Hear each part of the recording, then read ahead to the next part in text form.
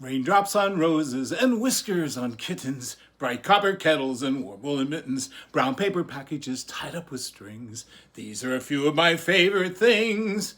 Well, that's a list. Maybe that's the list I need to have for Christmas this year. But that's not the list I worried about each year.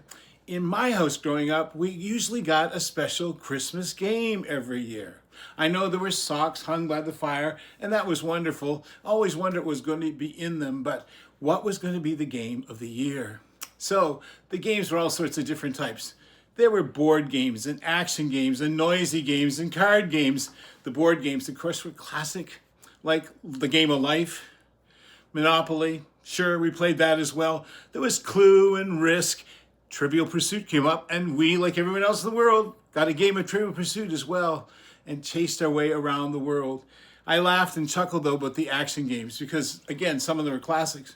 We figured out how to act out charades, or maybe we played Pictionaries, and even though some of us couldn't draw very well, away we'd go, creating what was to be created.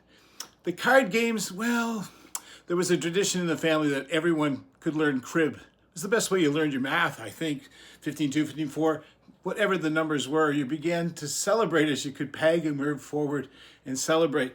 But the other card games, there was hearts.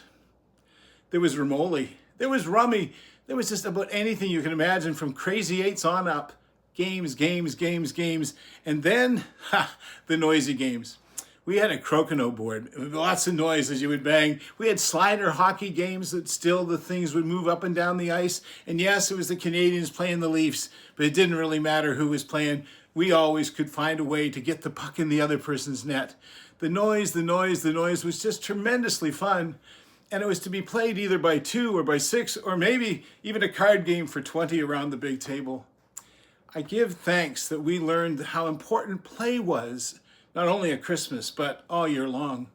That's a central part, I think, of the Christian message, friends. We need to find ways to laugh together and to play together. So I hope you put on your list this year, maybe a new game to come to your home or to your family or to share with someone else this year. Merry Christmas. Enjoy the games.